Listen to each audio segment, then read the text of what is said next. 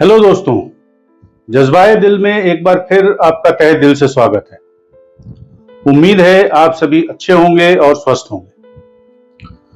दोस्तों, आज के वीडियो में एक बहुत पुराने बहस के ऊपर चर्चा होगी।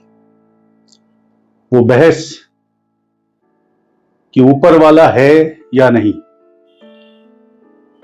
ये बहस दुनिया की शुरुआत से चली आ रही है और रहती दुनिया तक रहेगी। इसी बहस को या इसी चर्चा को आगे बढ़ाती है आज की नज्म, जिसका उन्वान ही है वो है या नहीं। समझने में बेहद ही आसान रचना है। ये रचना भी सफरनामा से ली गई है। ये सफरनामा की 49th रचना है, जो आपको सफरनामा के पेज नंबर 108 पे मिलेगी। तो आइए दोस्तों, सुनते हैं नज्म वो है या नहीं। तो अर्ज किया है, वो अगर है तो नुमाया क्यों नहीं होता, नूर उसका सरेआम दरख्शां क्यों नहीं होता। वो अगर है तो इतने लोग हैं पर इतने कम इंसान क्यों हैं। कोई फकत हिंदू तो कोई फकत मुसलमान क्यों है। वो अगर है तो लोग बराबर क्यों नहीं, सबकी एक सी ही मुकद्दर क्यों नहीं। कोई रईस तो कोई मुफलिस क्यों है, कोई शाद है तो कोई गम से बेहिस क्यों है। शाद मतलब खुश। कोई शाद है तो कोई गम से बेहिस क्यों है। अभी पैदा हुआ जो बच्चा वो मरता क्यों है। शाख से आखिर पत्ता बिछड़ता क्यों है। मौसमों को बदलने की जरूरत क्यों है। आखिर परिंदों के लिए जरूरी हिजरत क्यों है। हिजरत मतलब माइग्रेशन, एक जगह से दूसरे जगह जाना। आखिर परिंदों के लिए जरूरी हिजरत क्यों है। कोई ये कहता हो जैसे उसके हर बात में अपना सलीका है, उसके इंसाफ का बड़ा ही सादा तरीका है। जो भी किया है तुमने गुनाह है या सवाब है। गम खुशी सुख दुख सब उसी का हिसाब है।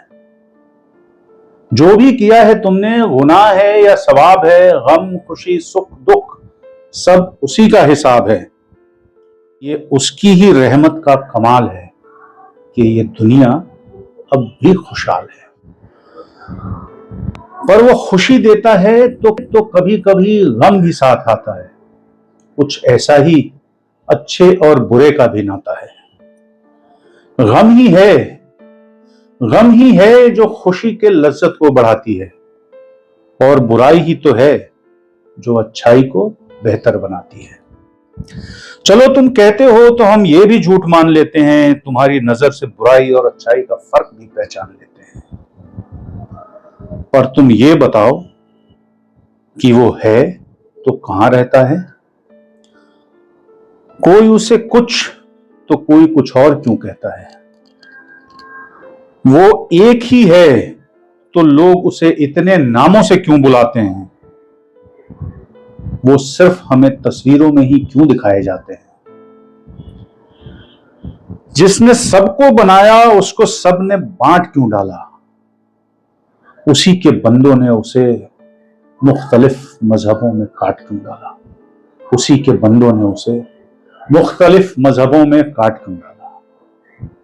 मुख्तलिफ मजहबों में काट क्यों डाला। तो दोस्तों, ये थी नज्म वो है या नहीं।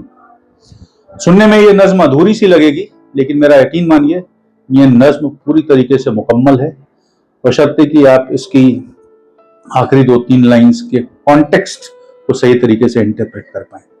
ये काम हम आपके जहानतों के ऊपर छोड़ते हैं।